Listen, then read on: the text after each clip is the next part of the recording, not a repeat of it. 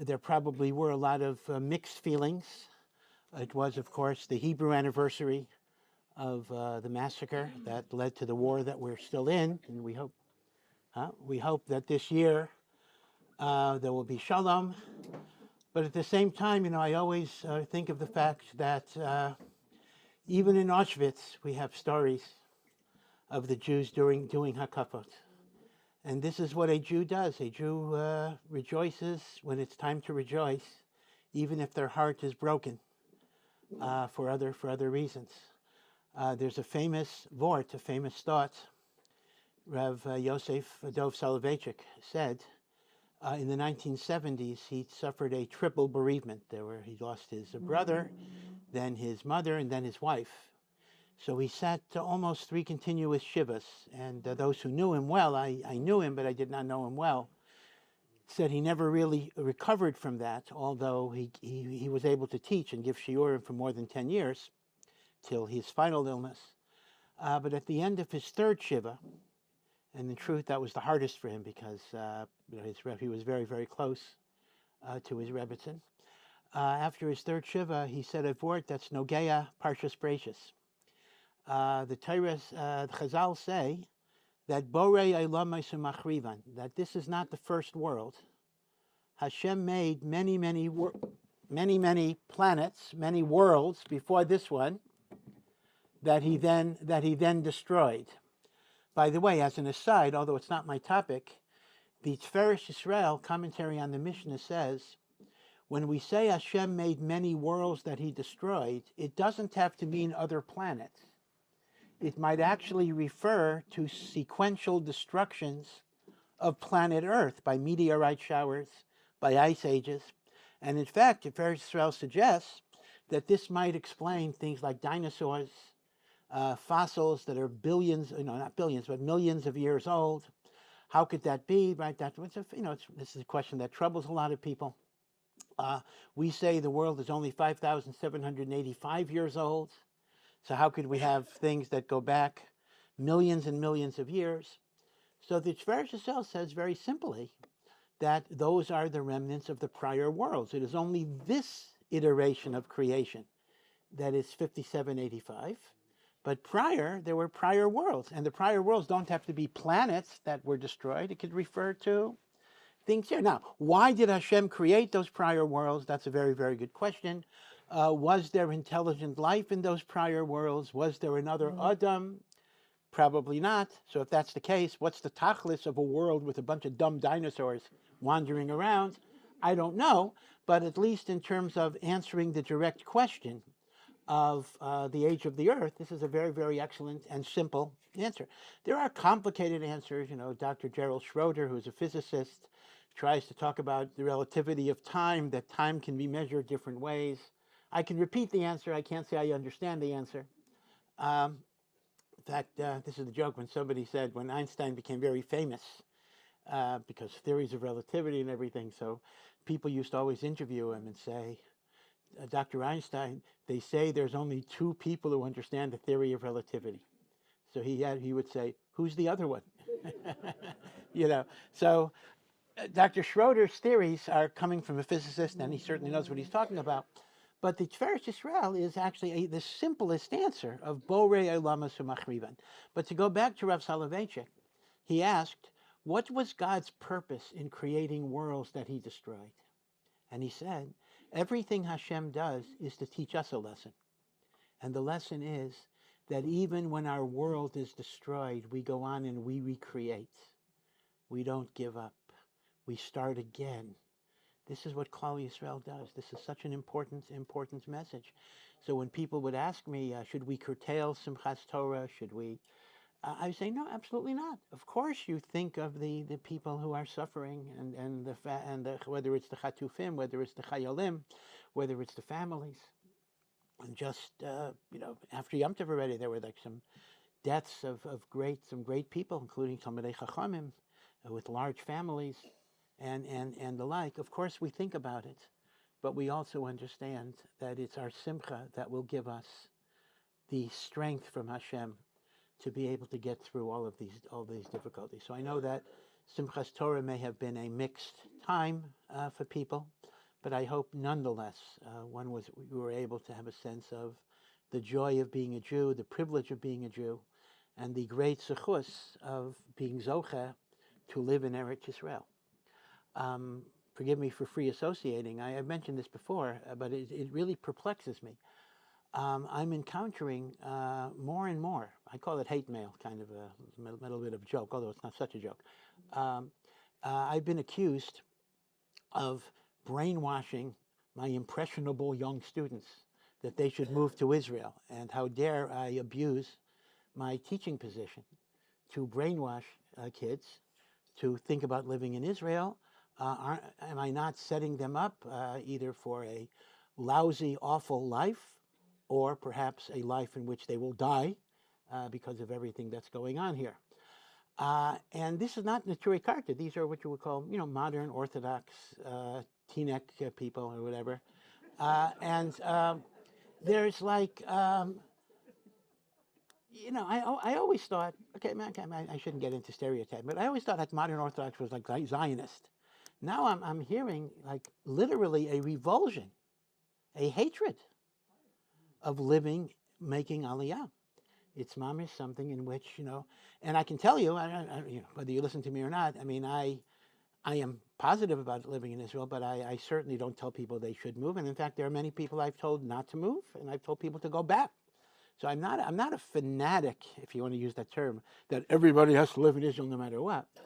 So if a person who is as moderate as I honestly think I am is accused of being a Zionist fanatic, I think there's something really, really, really askew about the attitudes that people have towards Eretz Yisrael and towards living in Eretz Yisrael. And they talk over and over again that it's impossible to be a religious person, Jew in Eretz Yisrael. You can only do it in Chutz La'aretz, which kind of is, the opposite of what Chazal say. But okay.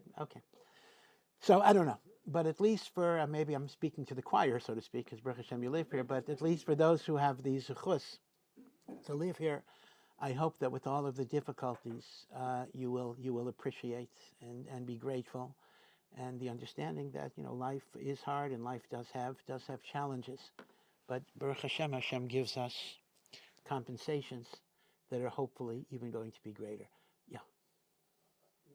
There's a magazine that's been here for a couple of months showing from that in America now the group between under 30 either got religious stuff or something, but didn't know it all, and there's been tremendous interest for them they're taking that they want to come here now. This whole group between 17 and 30. It's a magazine. It's a serious magazine. I went to look over it. I at home so I could look at it all the time, other times, because I think there's some dialectic here that because what it's done potentially, I won't talk more than 1 minute, less than that, was that there's so much assimilation already in America. Like 70% of marrying out of that's true. Some of them try to do interesting things, like ones keep Shabbat, like candles, and then the day after Shabbat they do this. But Well, yeah, but again, the strange thing is, I'm hearing this anti-Israel sentiment from Orthodox people. I'm not hearing it from conservative or reforms. Yes, I'm getting letters from people that saying, in fact, the person gives me a message. He brings me the Yom Kippur Vidoy. It says, one of the al-chaitz is, or a shamnu. It says, Yo'atznu ra, we have given bad advice. It is a sin to give people bad advice. And when you encourage aliyah, you are transgressing the avera of Yo'atznu ra. Divrei Musar. So, I don't know. I don't know what to say. Okay, but But again, people react in different ways, and Israel is not for everybody. They tell a story. I'll tell you a Maisa that's brought down in the Rishonim about a princess, the daughter of a king, who was very beautiful. She was very, very brilliant. She had all of the milas, very kind, balas midos, and the like. And when she would meet somebody who was not suitable for her, she didn't want to embarrass him by saying, "You're not good enough for me," but she made herself ugly and repulsive so he would drop her, so she wouldn't drop him. The Rishonim say this is a mashal. Okay, this is maybe too harsh. I feel a little bad even saying this, but this is a mashal that if a person is not zocha to be connected to Eretz Yisrael will make herself ugly and repulsive to them, so they will feel they're rejecting Eretz Yisrael instead of Eretz Yisrael rejecting them. And therefore, it's kind of the kindness of Eretz Yisrael that, you're not rejected, you're the one rejecting it. And they give the mashal to the princess who didn't want to embarrass the suitor. So the princess made herself ugly, so he dropped her. Okay, it's a harsh mashal. It is harsh, and maybe I shouldn't have said it, but this is something that the Rishonim themselves bring. Okay. Again, I apologize for the venting. Sometimes I come in fresh off the letters, so it's in my mind. So so I talk about it. But okay. But be it as it may, but l'chala pachot, we should be makir tov, even though it's a difficult situation. And b'ezras Hashem, all of these milchamot should be the chavlei Mashiach, the birth pains of Mashiach, the wars of Gog and Magog, which indeed Chazal say will occur around Sukkot time, starting already last year and continuing now. And we should see a year of Yeshua and Geula. So with your permission, what I want to talk about again, as I always say, this is not an inspirational share, so I try to stick to analytical halacha. But I want to go back and share with you a very interesting halachic thought about Simchas Torah that people don't always realize. And forgive me, but we're still hopefully living off the ruach of the Chagim, so I can still talk about it. And that is, the first thing to keep in mind is that in the Torah there is no such Yom Tov called Simchas Torah. There is no. In fact, in our davening we didn't say V'titein lanu Hashem Elokeinu b'yava es Yom Simchas HaTorah. Simchas Torah is Shmini Atzeres. In Chutz La'aretz, because Chutz La'aretz has 2 days of Shmini Atzeres, so the second day is called Simchas Torah. In Eretz Yisrael is only 1 day of the Yom Tov. So the Torah talks about Shmini Atzeres. Now, we know that when we read the Torah on Shabbos and Chag, in addition to the Kriyas HaTorah, we have a portion of the prophets, the Nevi'im that we read, that is called the Haftorah. Now, when I was very young and I was first exposed to this, I came up with an ingenious, I didn't understand, why is a thing called Haftorah? So I figured this out. I thought it was brilliant. I said, well, listen, the prophets are less important than the Torah, so it's called the Haftorah. That's it. There's the Torah, and there's the Haftorah.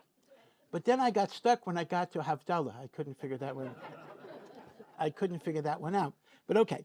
But be it as it may, by the way, Rashi says in Masechah Shabbos, a very interesting thing, that during Shabbos Mincha after Torah reading, they used to read portions of Ketuvim. So you have a symmetry. In the morning, there's Torah, and Haftorah is Nevi'im, and Shabbos Mincha is Torah and Kesuvim.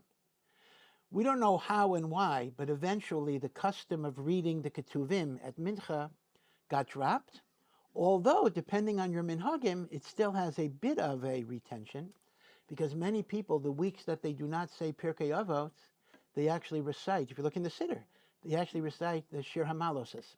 So there actually is such an inyan of Kriyas Tehillim after Shabbos Mincha, and perhaps, although I don't know for sure, perhaps that is a remnant of the Talmudic minhag of reading Ketuvim as part of the Kriyas HaTorah of Mincha. Okay.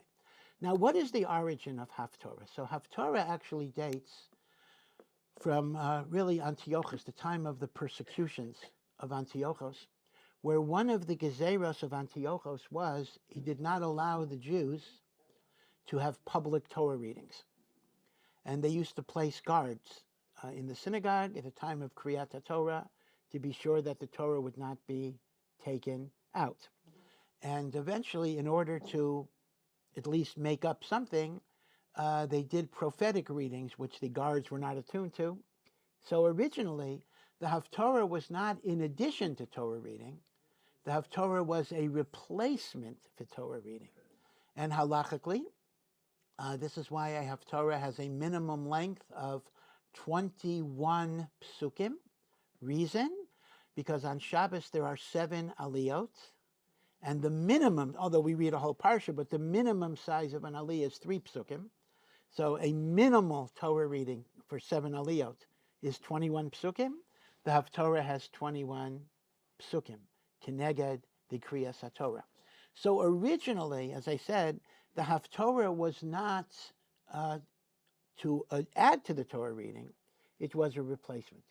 What happened was when, Baruch Hashem, we were eventually able to continue the Kriyas HaTorah, they thought the Haftorah was a good idea, and that was kept, right? In Judaism, we tend not to drop things, we tend to add, although once in a while things are dropped as well. Now, the only thing we know about the Haftorah generally is that it's generally thematically connected to the Parsha, one way or the other.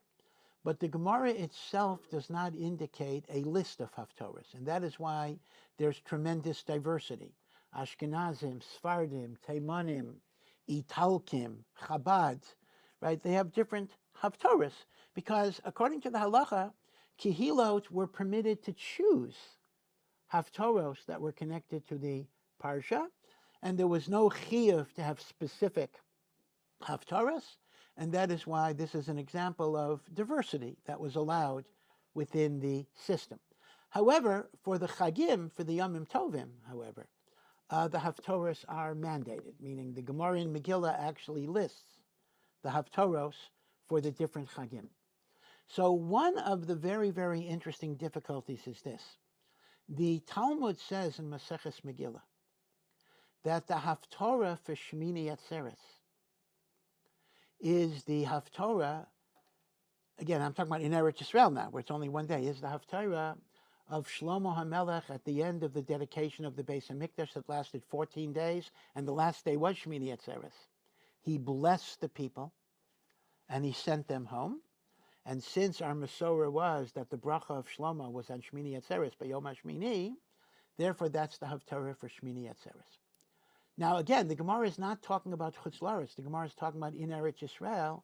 The Haftorah for Shmini Atzeres is the parak in Malachim that deals with Shlomo HaMelech giving a bracha. Now, problem is that's not the Haftorah we read. The Haftorah we read is Perek Aleph of Sefer Yehoshua that talks about Moshe dying and Yehoshua becoming the leader. So how could that be if the Gemara gives us one Haftorah for Shmini Atzeres? Now again, in Chutz La'aretz that's not a problem, but in Eretz Yisrael it is a problem that we're not reading the designated Haftorah of the Gemara. So Tosfos notes somewhat enigmatically that we don't really know the source of why we switched Birchat Shlomo to the Haftorah of Yehoshua, but he says Shema perhaps in the days of Rav Hai Gaon, he instituted the change. Rav Hai Gaon was the last and the greatest of the Babylonian Gaonim. This is post-Talmudic. And Tosfos suggests that Rav Hai Gaon switched the Haftarah from Vayamot Shlomo to Sefer Yehoshua. Well, even if that's true, we still have a problem. It's generally understood that the Gaonim did not have the authority to argue with the Talmud. The Talmud was considered to be very, very the highest level of authority, right? The Talmud, the Amoraim.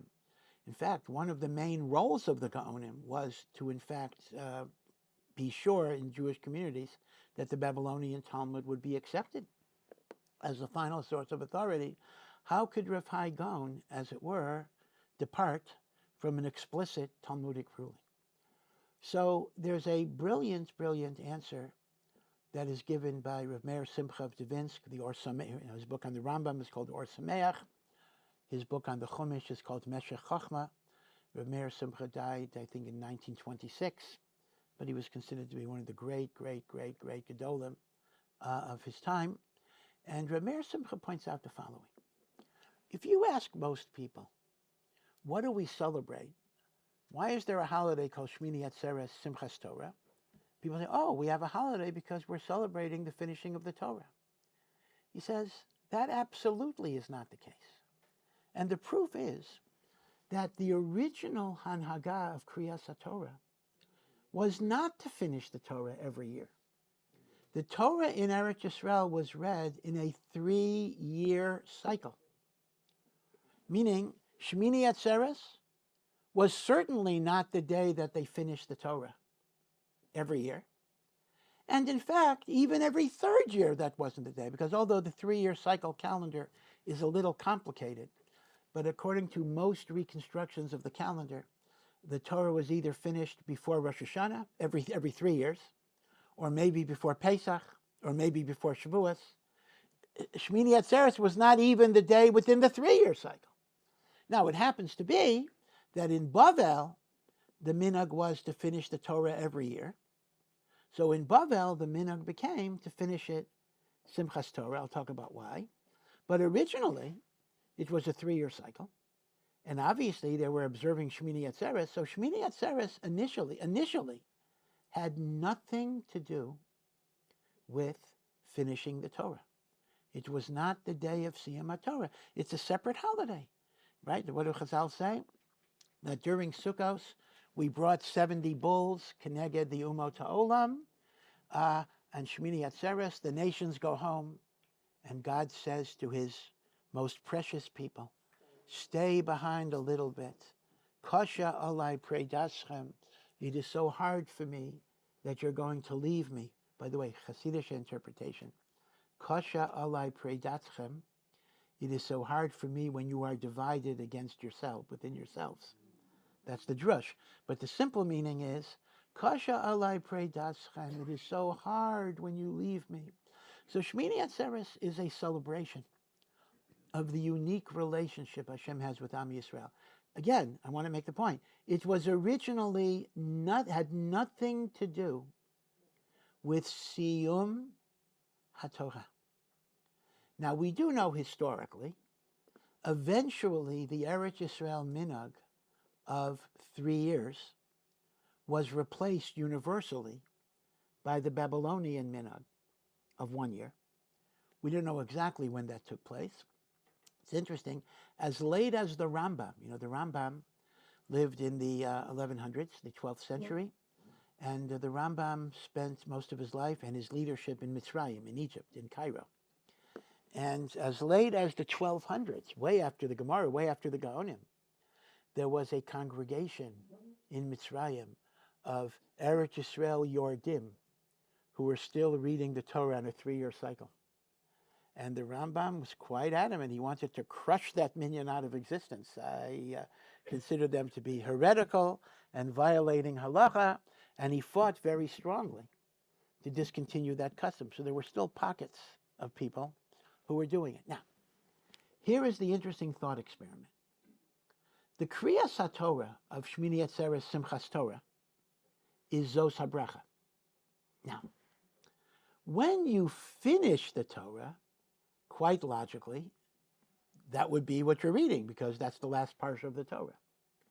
But what was the Kriyas HaTorah of Shmini Atzeres when you weren't finishing the Torah on Shmini Atzeres? Meaning, if we would go back 1,500 years ago, and the Torah was not finished on Simchas Torah, you were working on a 3-year cycle. So in year 1, you might have been in the middle of Shemos. Okay? But comes Yom Tov, you have special Yom Tov readings. Question: what was the Kriyas HaTorah of Shmini Atzeres when you were operating on a 3-year cycle? What do they read in Chutzlaretz on Shmini Atzeres? Well, they read Aser to Aser, which talks about...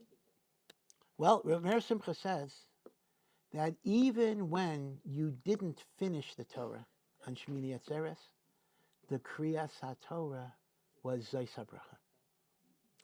In other words, Zos HaBracha is read on Shmini Atzeres, Simchas Torah, not only because we're finishing the Torah, but even when you weren't finishing the Torah, It was the appropriate Torah reading for that day.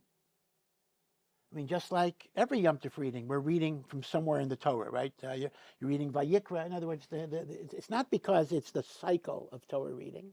It's the Kriyas HaTorah of Simchas Torah. Why is that so? Why would that be so? The reason is very simple.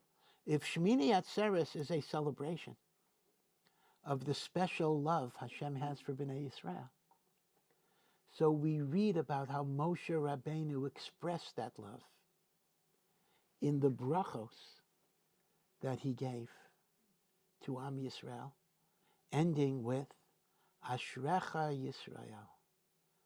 How happy and fortunate you are that God is your protector and God hovers over you. So this is a very interesting point that a lot of people don't realize. The idea that you read Zos HaBracha on Shmini Atzeres Simchas Torah predates the idea that you finish the Torah on Simchas Torah. Even when you were working under a 3-year cycle and you didn't finish the Torah on Simchas Torah, Zos HaBracha, right? You're in the middle of, it's year 1, you're in the middle of Shemos. So the Shabbos afterwards, you're not going to read Parshat Bereshit. You're going to read whatever Mishpatim. Again, I'm just guessing in terms of what it is. But for Simchas Torah, you read Zos HaBracha. Yeah, you would divide the Parshios in 3. Now, some say, I'll give you an example of what might be. If you look at the Medrash Rabbah to Bereshis, the Medrash on Bereshis, you will see it's divided into something like 95 sections. So some want to suggest that that refers to kind of the original division in which it was subdivided into many, many smaller units. But as I say, it's not a Dever Pasha. We don't have the exact calendar. Now I want to point out, there are Reformed congregations that try to go to a 3-year cycle, but they don't do it right. You would expect. The way they do it is, they read 1/3 of Breshit week 1, then 1/3 of Noach week 2, 1/3 of Lech Lecha. So as it were, they go through a little bit of every parsha on an annual basis. Then year 2, they start from the second part. That's not how it worked. It was not a little bit of Bereshis, a little bit of Noach, a little bit of Lech Lecha. No, you read all of Bereshis, but you did it over 3. You did it over 3 weeks, as it were. Okay. Now, so says Reb Meir Simcha, if you understand that the Torah reading of V'zos HaBracha has 2 different functions. There was an original function and then an added function. We can now understand what Rav Hai Gaon was doing. Now again, to go back to the original question. The Gemara says that the Haftorah for Shmini Atzeres Simchas Torah is Vayamot Shlomo HaMelech giving a blessing to Klal Yisrael upon conclusion of the building of the Beis HaMikdash, the dedication of the Beis HaMikdash. Problem is, we read Perek Aleph of Yoshua. How can we depart from the ruling of the Gemara? Tosfos says Rav Hai Gaon made the change. Problem? How can Rav Hai Gaon change it? The answer is this, says Rav Meir Simcha. Rav Hai Gaon understood that the Gemara's choice of Haftorah dated from a time in which the Torah was still being read on a 3-year cycle. And therefore, Zos HaBracha was read not because we're finishing the Torah and Moshe's dying, but simply because of the idea of bracha, that we're celebrating God's relationship to us by focusing on bracha. When that is why you're reading it, the appropriate Haftorah is Shlomo's bracha. Moshe gave us a bracha. Shlomo gave us a bracha. But when the additional element of the 1-year cycle came along, and as a result, Zos HaBracha is not only about bracha, but it's about endings and transitions. So now the Haftorah of Yoshua is very appropriate, because what is the Haftorah of Yoshua? The ending and the new beginning. So he says, Rav Hai Gaon is not contradicting the Gemara.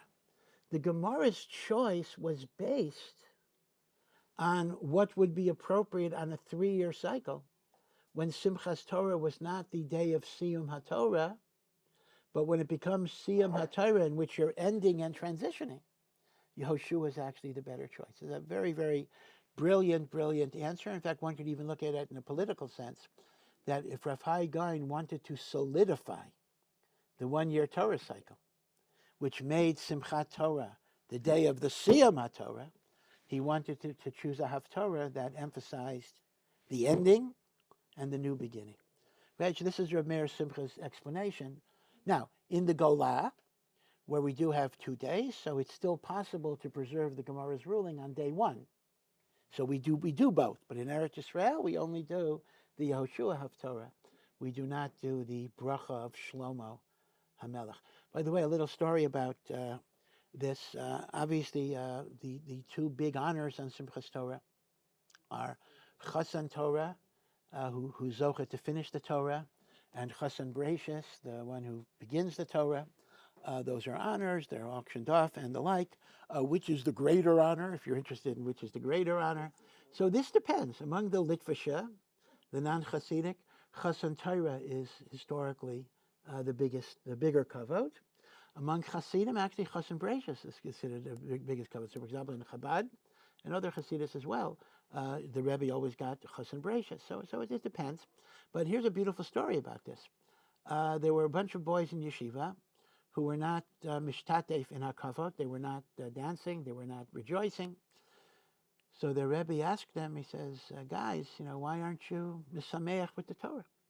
So the boys gave a very honest answer. They said, Rebbe, we feel guilty. We don't feel deserving of this because we don't learn that much during the year.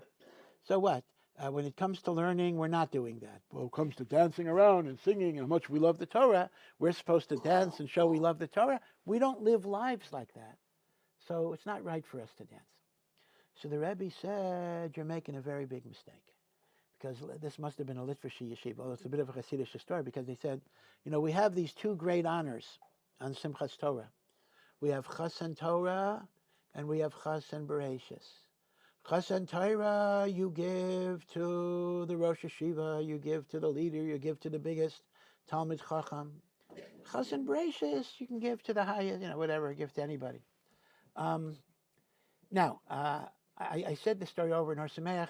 I felt a little guilty this year. Normally it works out very well because normally Har Sameach's Rosh Yeshiva of Nata Schiller gets Chasan Torah, and I get Chasan Bereshis. So I'm very comfortable saying, Chasan Torah you give to the Gadol, Chasan Bereshis you give to anybody.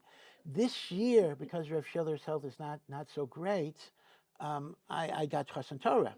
So I felt a little uncomfortable. So I prefaced the story by saying that this does not apply to this year. This year was a unique situation. But the story goes, Chasan Torah you give to the Rosh Yeshiva, Chasan Bereshis you give to anybody. He says, why is that so? So listen to what the Rebbe said. This is great.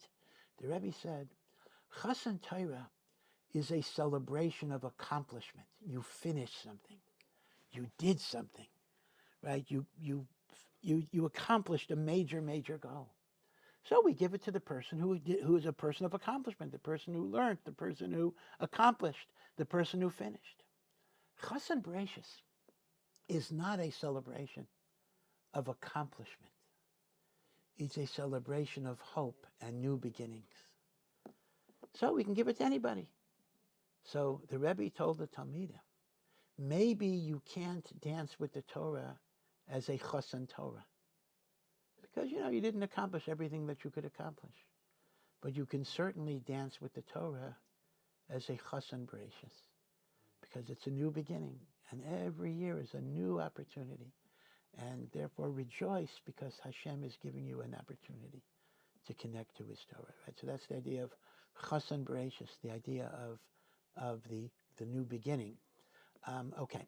But be it as it may, going back to Rav Meir Simcha makes the argument that as the function of Zeis HaBracha got augmented that would explain the change in the Haftorah. Now, Rav Meir Simcha was the Rav of a Latvian city, Davinsk. Still around. Davinsk, still around. Not too many Jews there, if any, but Davinsk is the great. Now, there were two Rabbanim. Davinsk was not a large city, but there were two Rabbanim at the same time in Davinsk in the early 20th century, both of whom were Gaonei Olam, both of whom were very dear friends, but totally opposite personalities. There was Rav Meir Simcha HaKohen, the Or Sameach, and there was Rav Yosef Rosen, who was known as the Rogatchover Gaon, because he came from the town Rogatchov. Both of them were Gaonei Olam. Both of them were absolutely the highest rank of Gedolei Torah. But Rav Meir Simcha was very gentle, very quiet, very soft-spoken. The Rogatchover, who was a phenomenal genius, was tempestuous. He was like fire. He would be, you'd be afraid to even talk to him. Because he would throw out. In fact, he didn't even talk in sentences, meaning you ask him any question, he would just say things like, Yerushalmi here, Bavli here, Zohar here, Moreh Nevuchim here. He would answer every question with like 100 Mara Makamot. And to this day, there are full-time kolalim who are trying to decipher the meanings of his references because they're not so obvious, meaning you ask him a shaila and he would give you references and the references have nothing to do with the shaila, but there's a certain train of associations that you have to create and understand. And he went from A to Z without spelling out any of the intermediate links. And people are still figuring out exactly how to do it. He was like a super genius, but as a result, he had no patience. I mean, he didn't learn any achronim at all. He didn't even follow the Shulchan Aruch. I mean, he considered his only teachers to be the Gemara and the Rambam, and nothing else. He paid attention to nothing else at all. In fact, they say Rav Aaron Kotler, who was a great genius as a young man, very much wanted to go to the Rogatchover and speak in learning with the Rogatchover, but he was afraid to identify himself as a Rosh Yeshiva because the Rogatchover would cut him up. So he identified himself as a businessman. He said, I'm a businessman, and I learn Torah a little bit every day, so I have something I want to share. So he told the Rogatchover. Now, the Rogatchover was very nice. If you weren't a Talmid Chacham, you were a simple person, the Rogatchover was, in fact, very nice to you. It was Talmidei Chachamim that he was tough on. So Rav Aaron said later he got the supreme compliment from the Rogatchover, the biggest compliment he ever got in his life. The Rogatchover said, for a businessman, you learn pretty good. And this was like the highest praise. Then there was another time, another Rav came to the Rogatchover and told him over Torah, and the Rogatchover was also very, very nice. And the Rogatchover nodded. And the person said, everybody says the Rebbe is so rough on Talmidei Chachamim. The Rogatchover says, you're right, I am rough on Talmidei Chachamim. So, okay, be it as it may, they were very different, they're very, very different personalities. Rav Meir Simcha used to say that people say the Rogatchover has a good memory. See, he doesn't have a good memory. He just finishes Shas like every week or every month. So anything he learned, he just saw. So it's not memory. Memory is when you learned something years ago. The Rogatchover learns everything all the time. So it was very, very, by the way, the Rogatchover officially was a Chabad, was a Lubavitcher, officially. And Lubavitch says, and I'm not questioning it, I don't know, that the Rabbi, the Rabbi Menachem Mendel, got his smicha from the Rogatchover. That's the last one, Rabbi Menachem Mendel, as a young man, got smicha from the Rogatchover. The Rogatchover was Chabad, but again, the Rogatchover was not what you would call he was not a chassid who was mevatel himself to a Rebbe. It wasn't his personality, but officially he was a Chabad person. Okay, now I'm bringing him up because what's fascinating is that the Rogatchover adds something to Rav Meir Simchas Hora, although he doesn't refer to Rav Meir Simchas Hora, but he adds a very beautiful idea. Remember Rav Meir Simchas Yesod. Rav Meir Simchas Yesod was that even when the Torah was not finished on Simchas Torah, Zeis HaBracha was still the Kriya because of the theme of the special love Hashem has for Bnei Yisrael. That's Reb Meir Simchas Chiddush. That the reason we read Zayis HaBracha on Simchas Torah is not only because we finished the Torah, but because it is the appropriate Kriya for Shmini Atzeres. The Rogatchover says the same thing, and he says a big Chiddush. He says, you know, when that was the original function, you didn't even finish the Parsha. He says historically, the original Kriya of Zayis HaBracha on Shmini Atzeres only went through the brachos of Moshe and did not read about the death of Moshe, because your goal was not to finish the Parsha.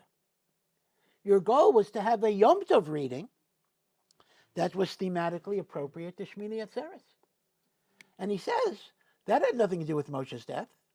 The original connection was only the bracha. It is only later, when we finish the Torah on an annual cycle, that we got to read the whole parsha because we have to finish the Torah.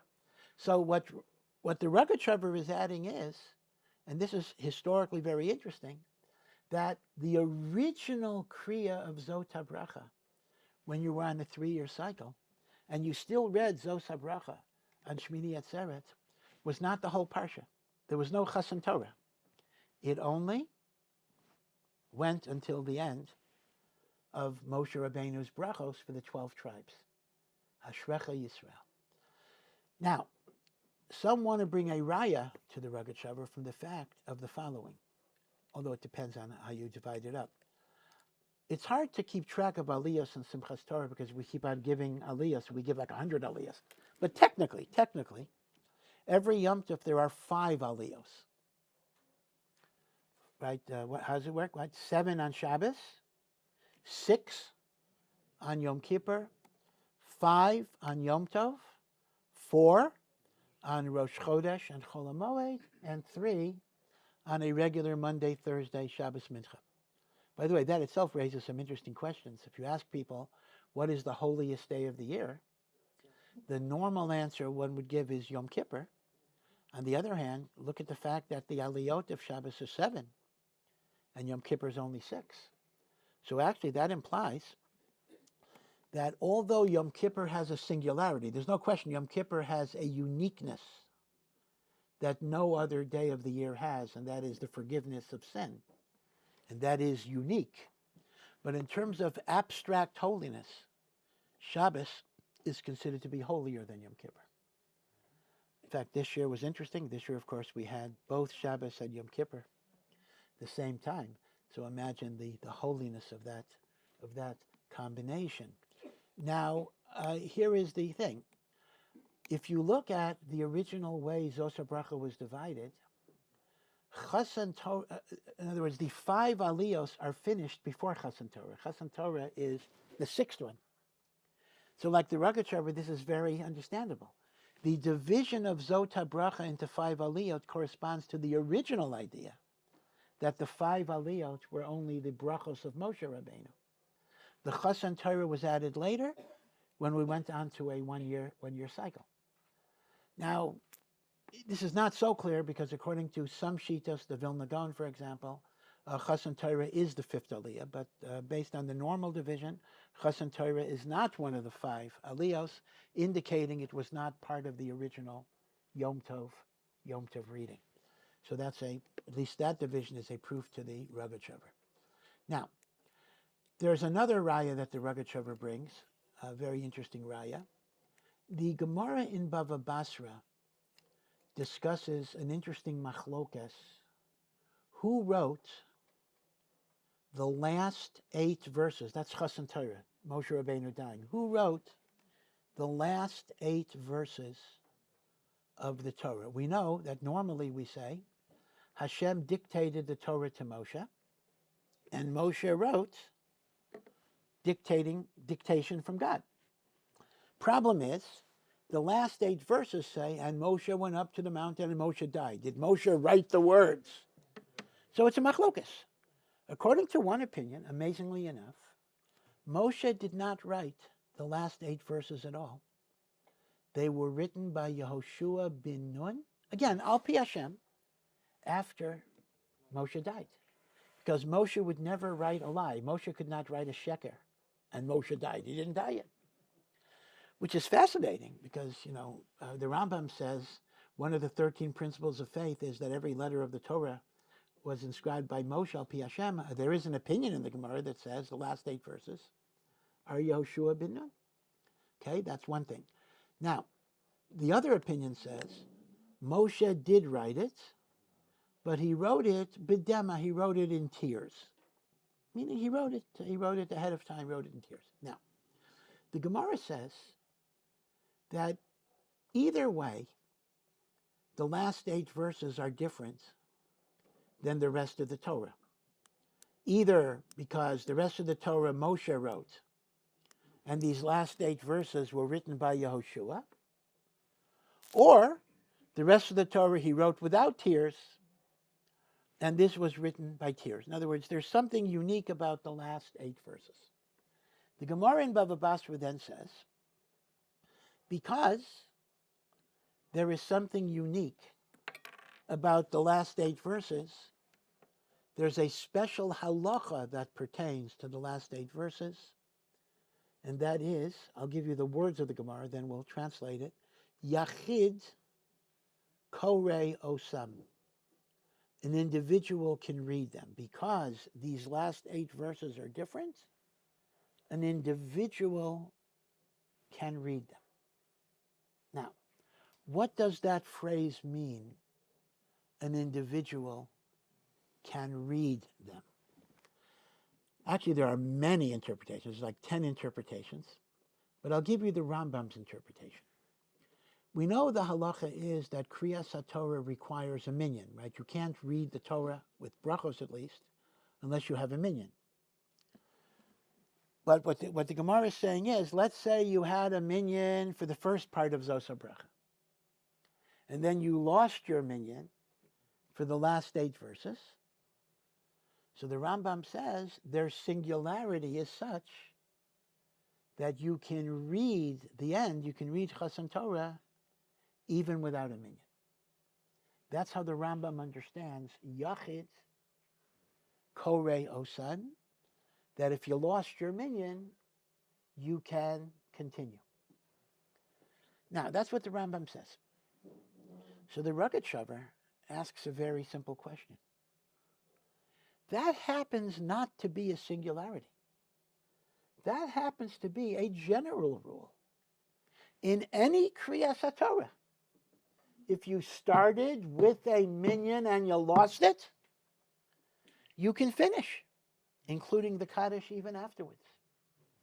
So the Gemara doesn't make sense. The Gemara is saying, since there's something special about these 8 verses, you can read them without a minyan, as long as you had a minyan when you started. That's not something unique. That's the halacha for any Kriyas HaTorah. So what is so special here? So the Rogatchover answers, I understand that. But the difference is that here, Chasan Torah was not part of the original Kriyas HaTorah. It was added later. In other words, the original Kriyas HaTorah were only the 5 aliyos of the blessings of Moshe. This was added later. So I would have thought I would treat it like a new Torah reading, meaning the rule that if you had a minyan and you lose it, you continue, is only if it's part of the same Torah reading. But I might have thought that this is a different Torah reading.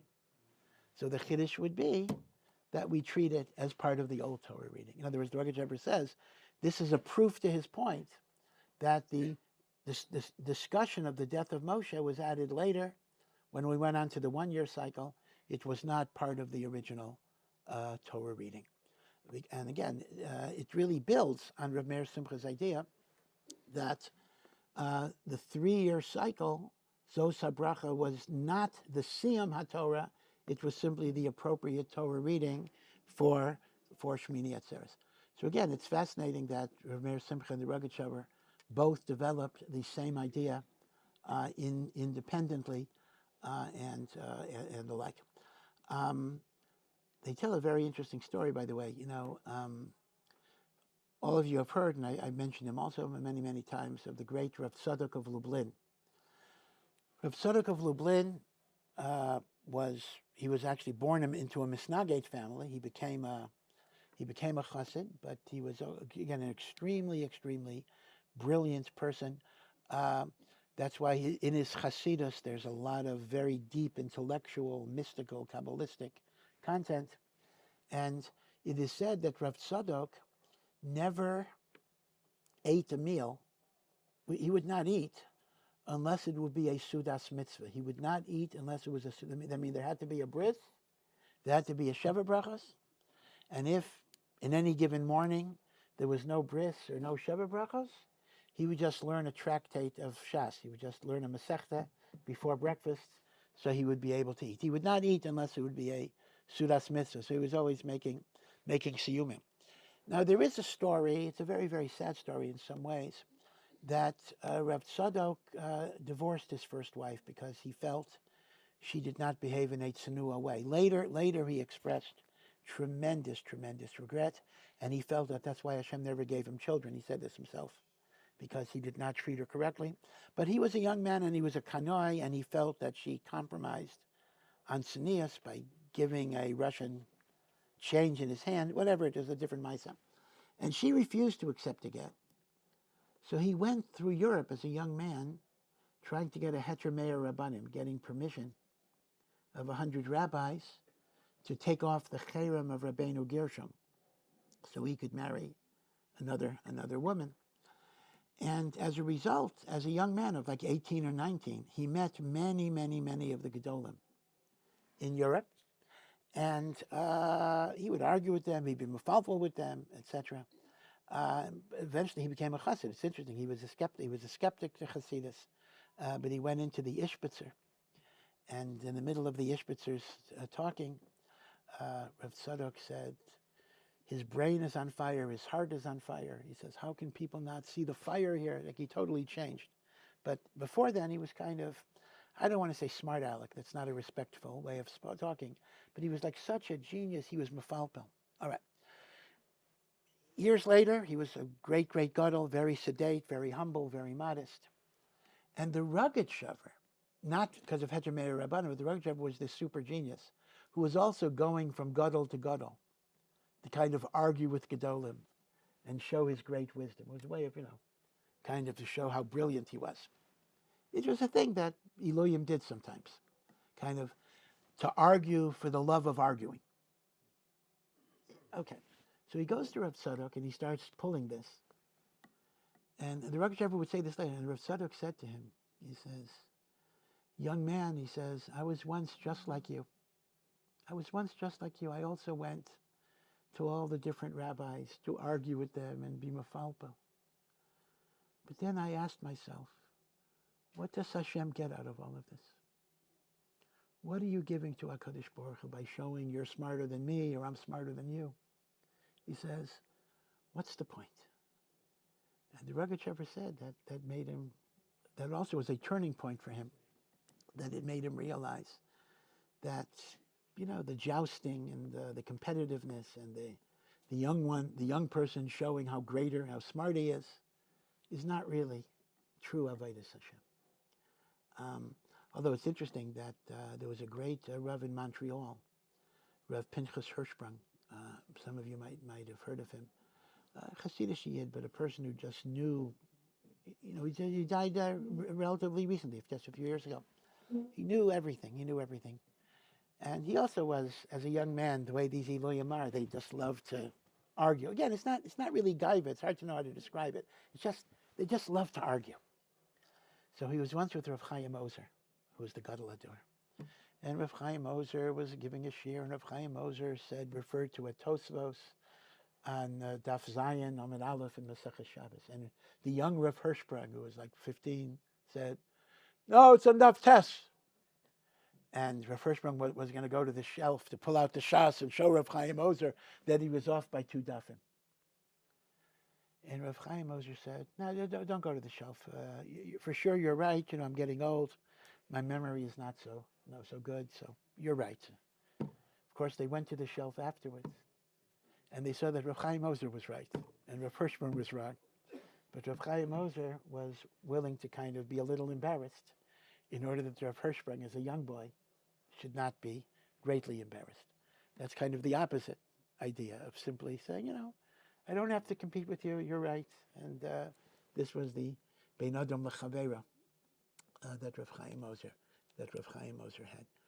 So again, it's just interesting to think about these Gedolim and what they represented. And again, it's Baruch Hashem. In every generation, Hashem will give us Gedolei Torah, but still there is a sense of Chaval al Diavdin. Anyway, again, forgive me for the digression of Simchas Torah, but B'ezras Hashem, may the Simchas Torah carry itself over. May the Simchas Torah carry itself over into the new year. May it be a year of Simcha and Geula, Yeshua. May we rejoice in the Torah. May the Torah rejoice in us.